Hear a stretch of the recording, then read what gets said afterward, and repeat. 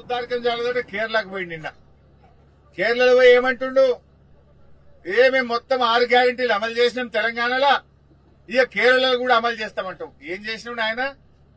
SC ఎస్టీలకు పట్టాలు ఇచ్చినావు, ఎస్సీ ఎస్టీ డిక్లరేషన్ అమలు చేసినావు, రైతు డిక్లరేషన్ అమలు చేసినావా, మహిళలకు మహాలక్ష్మి 2500 ఇచ్చినవా, అవ్వా తాతలకు 4000 పెన్షన్ ఇచ్చినవా, రుణమాఫీ పూర్తి చేసినవా, 15,000 రైతు బంధు ఇచ్చినవా, తులం బంగారం ఇచ్చినవా, ఆడపిల్లలకు స్కూటీలు ఇచ్చినవా, జర్నలిస్టులకు అక్రిడేషన్ కార్డు ఇచ్చే తెలివి కూడా లేపాయని.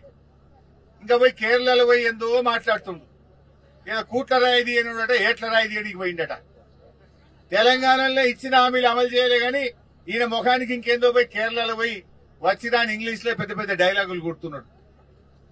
ఎట్లా ఉందంటే ఇంట్లో ఈగల మోత అంటే అదేంది కేరళ పోయి పల్లకిలు మోస్తున్నాడు. తెలంగాణలో ఏం జరుగుతుంది మనం చూస్తలేమా? తెలంగాణలో నిన్న అదేంది గ్రామ సభలు అయినాయి. గ్రామ సభలల్లా అక్క చెల్లెలు తిరగబడ్డారు నీ అధికారుల మీద, నీ ఎమ్మెల్యేల మీద, నీ మంత్రుల మీద. ఏమైంది 4000 పింఛనని అవ్వా తాతలు గ్రామ సభల్లో నిలదీసిను నిన్ను. ఏమైంది మహాలక్ష్మి పైసలు అని చెప్పి అడుగుతున్నారు. ఫీజు రియంబర్స్మెంట్ పైసలు ఎప్పుడు ఇస్తావని పిల్లలు నిలదీస్తున్నారు. నీ 2 లక్షల ఉద్యోగాలు ఏమైనాయి అని గల్లా పట్టుకుని నిరుద్యోగ యువత ఇవాళ నిలదీస్తా ఉన్నది. మొన్న అసెంబ్లీలో తేలిపోయింది. ఇచ్చింది 16,000 ఉద్యోగాలే రేవంత్ రెడ్డి, చెప్పింది 2 లక్షలు కానీ ఇచ్చింది 16,000 అని మొన్న అసెంబ్లీలో మేము గట్టిగా నిలదీసి బయటకు తీసినాం లెక్క. 16,000 ఇచ్చిండు, మోసం చేసిండు రేవంత్ రెడ్డి అనే ముచ్చట ఇవాళ నిరుద్యోగ యువతకు అర్థమైపోయింది. ఇప్పుడు ఇంట్లో ఈగల మోతుంటే కేరళ పోయిన పల్లకీలు మోస్తుంది. నీ ఇల్లే చక్కగా లేదు, ఇక్కడ ఇచ్చిన 6 గ్యారెంటీలు అమలే చేయలేదు. ఈయన పోయి కేరళలో ఏమో చేసినామంటుండు. పోదా కొడంగల్కి వస్తావరా? కొడంగల్ ఏ ఊరు కోదామా చెప్పు? 100% రుణమాఫీ అయిన ఊరు ఉందా కొడంగల్లో? ఏ ఊరు కోదామా రా రేవంత్ రెడ్డి. నీ కొడంగల్లో కూర్చొని మాట్లాడుతున్నా, నీ కొడంగల్కేలే మాట్లాడుతున్నా, నేను ఎక్కడి నుంచో మాట్లాడతలేను. ఏ ఊర్లో పోయినా ఏ తండాలో పోయినా రుణమాఫీ కాని రైతులు బాధపడతా ఉన్నారు. నీ మాట నమ్మి 2 లక్షల మీద ఉన్న పైసలు కడితే కొత్త అప్పులైనవి తప్ప ఉన్న అప్పు తీరలేదు. రైతుల అరే రైతు బంద్ వేసే ముఖం లేదు నీకు, నీ తెలివికి.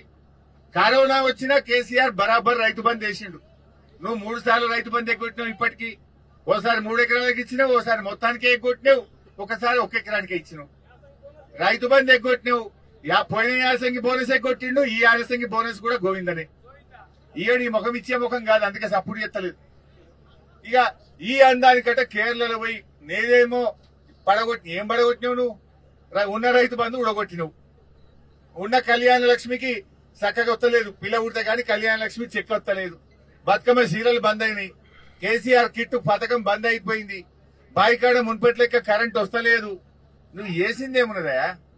ఉన్నాయి ఉడగొట్టు తప్ప నువ్వు కొత్తగా చేసిందేమన్నా ఉన్నా? అది ఎస్సీ ఎస్టీలకు కనీసం నిధులు కూడా విడుదల చేయకుండా ఇవాళ మోసం చేస్తా ఉన్నావు. ఇవాళ కేరళ వాళ్ళు నీకంటే తెలివైన వాళ్ళు, రేవంత్ రెడ్డి బాగా చదువుకున్న వాళ్ళు. నువ్వు పోయి చెప్తే నమ్మేవాళ్ళు. గూగుల్లో కొట్టి తెలంగాణలో ఎన్ని గ్యారెంటీలు అమలైనాయి అంటే గూగుల్ చెప్పదా? మహాలక్ష్మి ఎగగొట్టిండు, ఈయన 4,000 పింఛన్ ఎగ్గొట్టిండు, రైతు బంధు 3 పంటలకు ఎగ్గొట్టిండు, రుణమాఫీ పావులో చేసి భార్య ఎగ్గొట్టిండు అని గూగుల్ చూపియదా రేవంత్ రెడ్డి? నువ్వు పోయి కేరళలో చెప్తే నిన్ను నమ్ముతారనుకున్నావు. నువ్వు మహారాష్ట్ర పోయినావు, ఆడ కాంగ్రెస్ ఓడిపోయింది. నువ్వు కేరళ పోయినావు, ఆడ కూడా విక్తుంది. నీది ఐరన్ లెగ్గు. నువ్వు చేసిందేమున్నది? నిజంగా 6 గ్యారెంటీలు చేస్తే చెప్పు, ఏడ మాట్లాడదాం. నేను కొడంగల్లే అడుగుతున్నా. ఏ తండాకు పోదాం, కొడంగల్ ఏ ఊరికి పోదాం చెప్పు. రుణమాఫీ అయిందేమో అడుగుదాంపా. ఏ ఊరికి పోయావు? ఈ కొడంగల్లా ఈ తండాలకు ఈ ఊర్లకు ఇంటింటికి మంచినీళ్ళు ఇచ్చింది బీఆర్ఎస్ ప్రభుత్వం కాదా? దవాఖాన కట్టింది మేం కాదా? ఫైర్ ఇంజన్ తెచ్చింది మేం కాదా? కొడంగల్ కోస్గికి ఎన్ని నిధులు తెచ్చిండు మా నరేందర్ రెడ్డి అప్పుడు?